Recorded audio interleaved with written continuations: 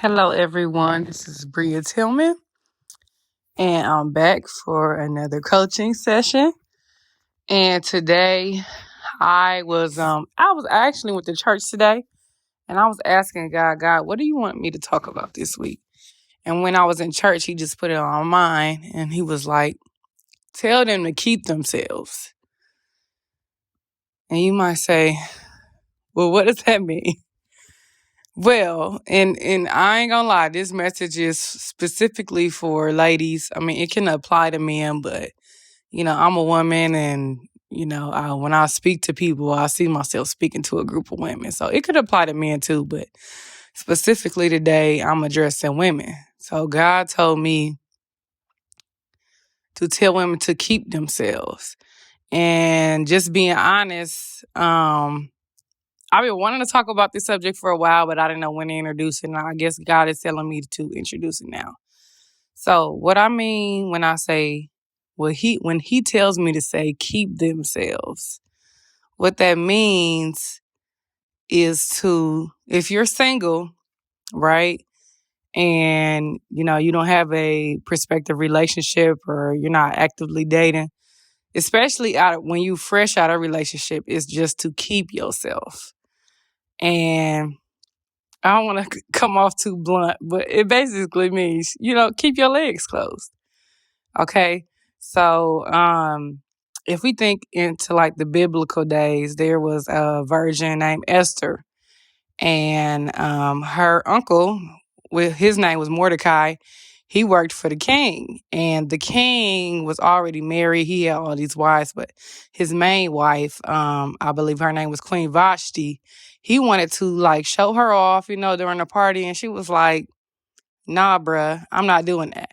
So basically, his wife, I don't know, she didn't submit to him, and she kind of embarrassed him a lot, especially, if he's throwing a party, he's the king, like he wants everybody to meet his wife and speak to his wife. And she was like, "Nah, bro, I'm not on that."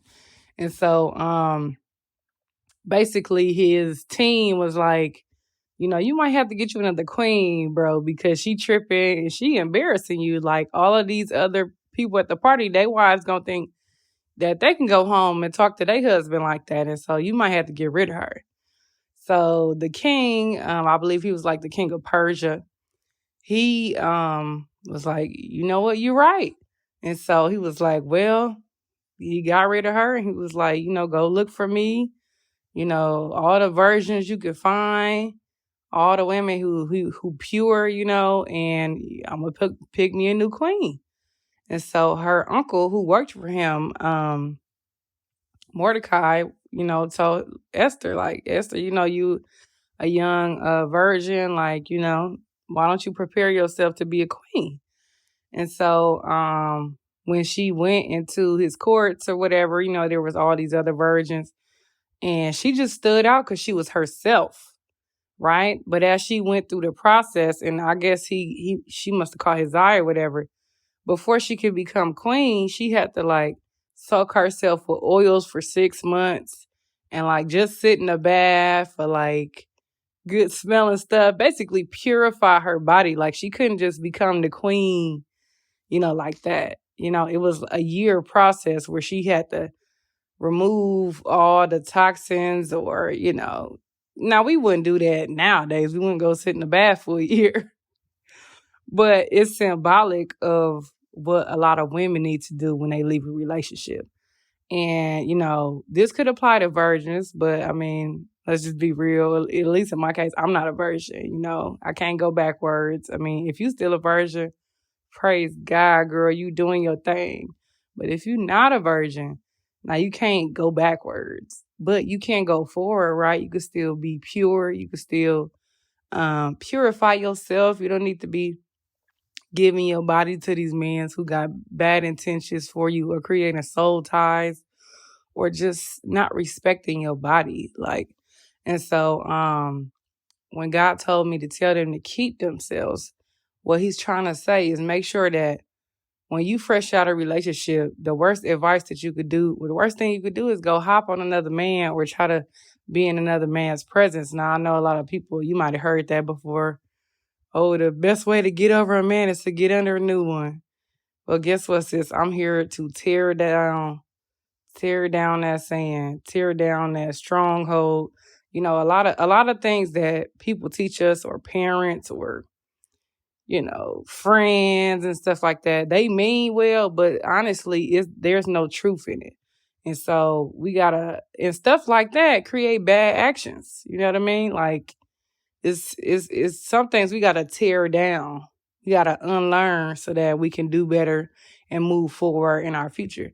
So basically what I'm saying is that when you leave a new that old relationship, or maybe you been left, right? And maybe you been left and maybe you did go get under another man, or you tried dating, and everybody got different terms of dating, and I'll make a video about that, so maybe that'll be my next one. But if you really looking for a husband, right? And you looking for a king, and I mean like not none of these, you know what I mean? Something totally different than what you used to. You not trying to settle for no guy who look good with his mind ain't right. You ain't trying to settle for no toxic guy because he got the good D, or he look like he got the good D. You just over settling. You know what you worth. You already know you a queen. You already know you a wife, right? And you want your equal. You believe God that he gonna give you exactly what you want and what you deserve. If you that type of woman and you got that type of mindset, the best way for you to prepare yourself for marriage or for your king that God's gonna give you is to keep yourself, is to purify yourself, is to preserve yourself. So what does that mean? It means more than keeping your legs closed, but that's the most important part. That's the most important part, because when you do that, you steering yourself away from all the soul ties, all the confusion, because people don't really want to express this, but when you have sex with people, it clouds your judgment. Like you don't notice the red flags. You don't notice that, okay, they crazy. You don't care that they broke it and got their stuff together. You don't care that um that they're not meant for you, right? You just kind of see it as like, oh, it's good, or sometimes it's terrible, right? And so you feel even worse, like, oh my God, why did I put myself through that situation? But I'm trying to tell you, if you have a mindset of what this guy I follow, he calls it queenology. If you have a queen conscious mind, that you are a wife and that, you want God's best. Now, this is not for everybody, because everybody don't want God's best. Everybody don't believe that God will give them the best. But I do, and I know it's somebody out there. So this is not for everybody, but it's for somebody. If you in, a position like me where you single, and you preparing for God's best, then you need to keep yourself. It's so much power in keeping your legs closed. Like, it's so many bullets that you dodging. You dodging unwanted pregnancies. You dodging STDs. You dodging soul ties. You dodging abusive men. You dodging negative sexual experiences that you don't want to have. You're dodging so much when you purify yourself. And when you purify yourself, you strip away old ideologies, right? You get rid of things that you used to think, right? You used to think this, you used to think that. You strip away all of those um stinking thinking, right? You strip away and you purify yourself, and God will allow you to see yourself the way he sees you. You'll see yourself as a child of God. You'll see yourself as the daughter of the Most High, right? You see yourself as a queen. You see yourself as the creme de la creme, right? Because you are God's, you the apple of his eye, right?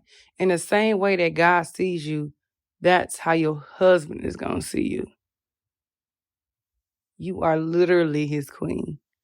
And so you got to understand, when God sends you the king, he wants you as pure as a diamond. All right. He don't want you busting it open for all of these men. You know what I mean? Like God's not gonna send you your husband and you messing around in a situationship or entanglement. Like God don't send he might send a man, you might think he your husband, but he probably a distraction. God is not gonna send you a person from him and you not keeping yourself. So please, ladies, keep yourself. Preserve your body. Like your husband wants you flawless. You know, like I said, you can't go back and be a virgin, but you could be pure. You can make sure that, you know, he gets the best when he does get it. And here's the thing. Now that you keeping yourself, don't just keep yourself for your husband when you meet him. Make sure that he secures the relationship. What does that mean? That he puts a ring on your finger before you give him your body. Because even though he might seem like your husband, and maybe he is your husband, but in this generation, we got to be careful. Like don't take no chances. Like this is as simple. My body is for my husband. My body is for my husband. So if you want my body, then where's the ring, sir? Like, don't give up your body.